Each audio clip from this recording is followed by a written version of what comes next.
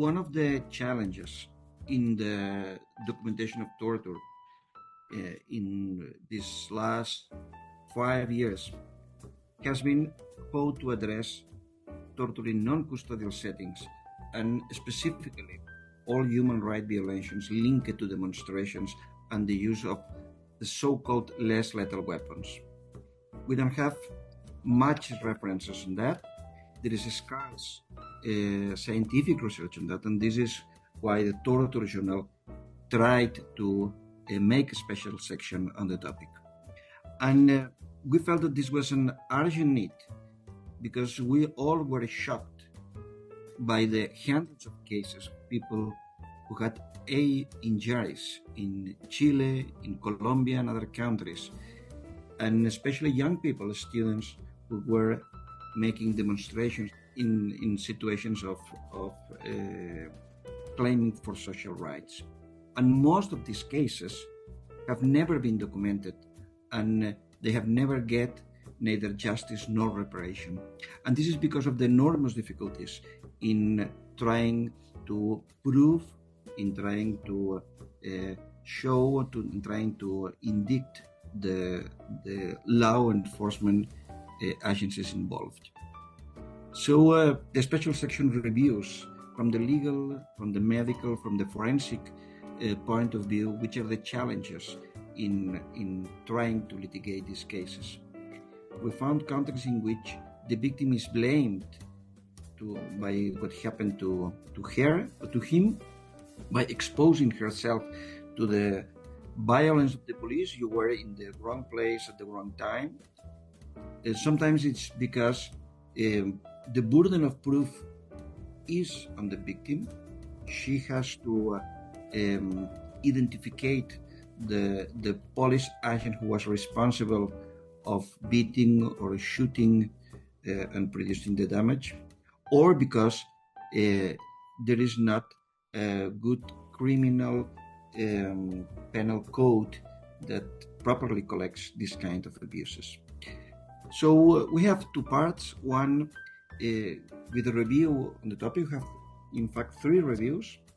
One by the Omega Foundation that gives an overall view of all the legal and medical perspectives related to different kinds of less lethal weapons. Then specifically Dignity team has made a review on health impacts of electric shock weapons, and a fascinating review because they show how in most cases applying the Minnesota Protocol it's very difficult to prove that the electric shock was responsible for the death of the person, but as they say, no proof doesn't mean that there is no causal relationship, and this is because it's so difficult when you have an electric injury to the heart that this leaves any kind of marks or scars that can be later detected. And finally, there is also a review on the forensic documentation, especially with a focus on injuries and trying to see all the specific complexities from the medical, ophthalmologic, traumatologic, and psychosocial views on documenting injuries. And then we have a second part, which is case studies. We have case studies from South Africa, from Chile, from Spain, and from Colombia. And we're proud of these papers because they have most been written by survivors themselves. And so it's not just a hands-on approach, it's from the voice of the survivors, and they share which are the difficulties in trying to rebuild a life after an injury, and how less lethal weapons destroy lives, and the functional, the aesthetic, the emotional, the family, the economic, the moral damage that it produces, which is immense. So there are many ethical and practical challenges in documenting and trying to find justice and reparations for survivors of less lethal weapons.